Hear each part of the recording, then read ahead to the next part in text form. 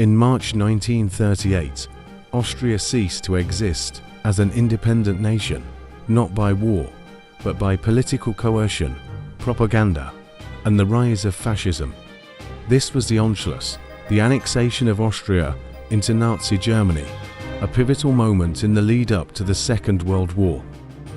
But how did an independent republic become part of Adolf Hitler's Third Reich in a matter of days? And why did so many Austrians cheer for their nation was absorbed? This is the story of the Anschluss, a tale of nationalism, betrayal, and a world on the brink of global conflict.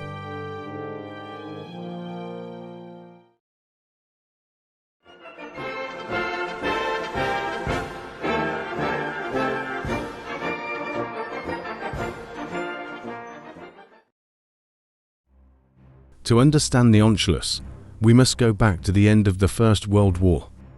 The Austro-Hungarian Empire, once a sprawling multi-ethnic monarchy, crumbled in 1918. What remained was a small, weakened Republic of Austria, mostly German-speaking and uncertain of its future. Across the border, Germany too had suffered defeat. The Treaty of Versailles in 1919 left both nations economically devastated and humiliated. In both countries, the idea of uniting German-speaking peoples into a single nation-state began to take hold. The term Anschluss, meaning connection or union, was born from this desire. But the Treaty of Versailles and its counterpart, the Treaty of Saint-Germain, specifically forbade such a union. The Allies feared the creation of a large, powerful German-speaking state at the heart of Europe. Yet, the desire for unity did not disappear.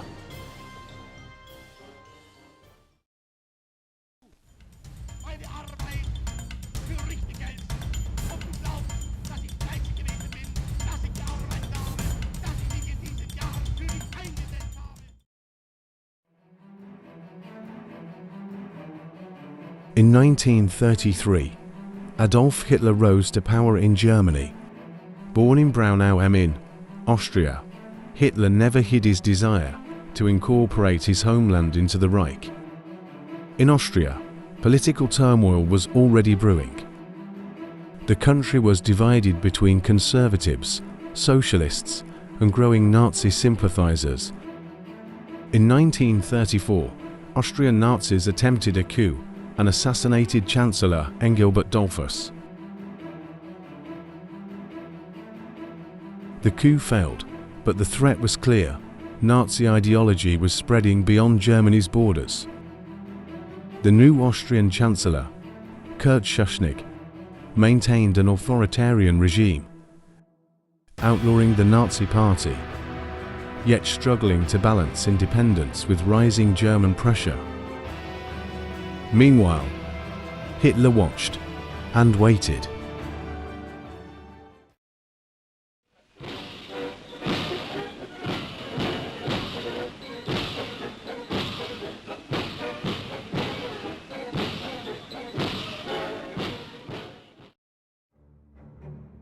By 1938, Germany was stronger, emboldened by rearmament and unchecked aggression.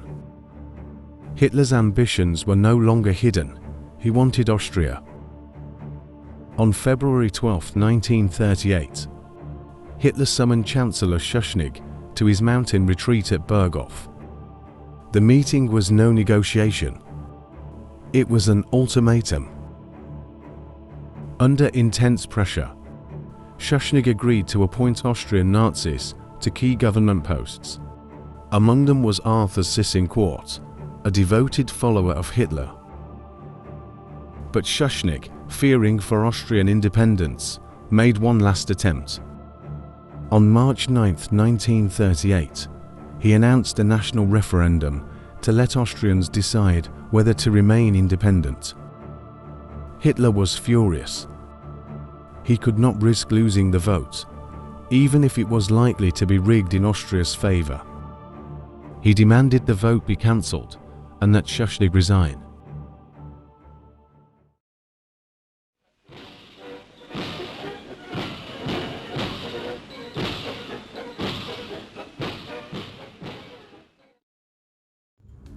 On March 11, 1938, Schuschnigg resigned under pressure. That same night, Arthur Seyss-Inquart declared himself Chancellor and requested German assistance to restore order. It was a coordinated move. By the morning of March 12th, German troops crossed the border into Austria. There was no resistance. Instead, they were welcomed with flowers and cheers. The next day, Hitler entered Linz, then Vienna, greeted as a hero. For many Austrians, though not all, this was not an occupation. It was a long-awaited reunion. As a German and an Austrian, I can only rejoice from the bottom of my heart. Adolf Hitler. On March 15th, standing on the balcony of the Hofburg Palace in Vienna, Hitler declared, "As of this moment, Austria is part of the German Reich."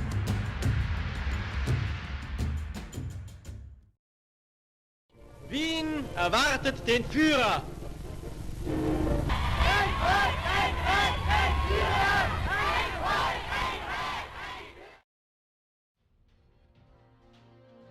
On April 10, 1938, a plebiscite was held across Austria and Germany. Voters were asked whether they approved of the Union. But this was no free election. The ballot was designed to encourage a yes vote. Intimidation and propaganda ensured compliance. The official result: 99.7% of Austrians supported the Anschluss. The result was celebrated by the Nazi regime, a powerful image of unity. But behind the numbers was fear, manipulation, and the silencing of dissent.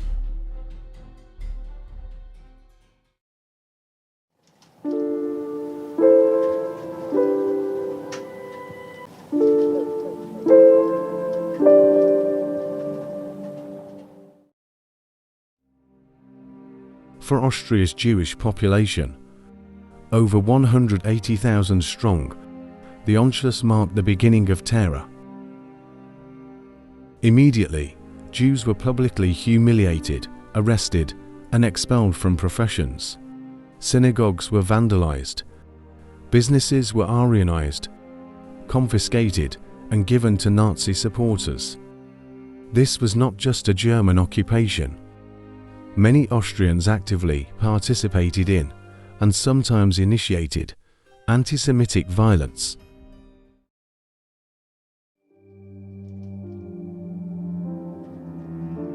Tens of thousands would be deported to concentration camps. Few would return.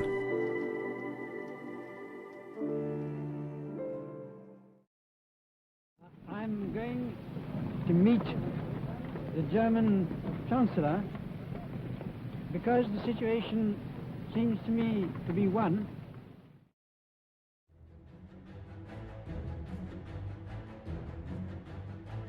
The Anschluss shocked the world, but it did not provoke war. Britain and France, fearful of conflict, protested diplomatically but took no action. The League of Nations, weakened and ineffective, offered no resistance.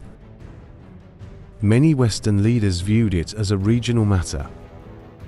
Some even saw it as a natural unification of Germans.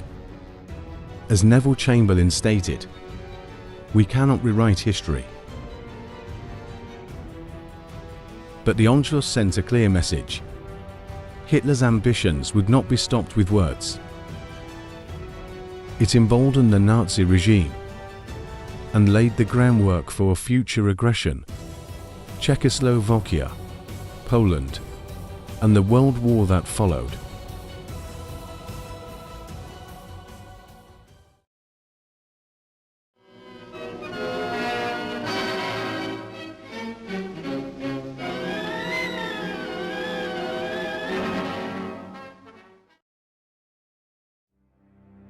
In 1945, Nazi Germany fell. Austria was once again an independent republic, but its role in the war remained controversial. The Allies treated Austria as the first victim of Nazi aggression. This allowed many Austrians to avoid accountability.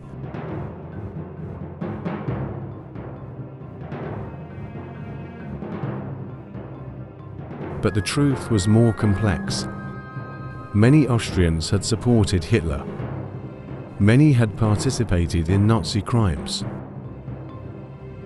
It would take decades for Austria to fully confront its role in the Anschluss and the Holocaust.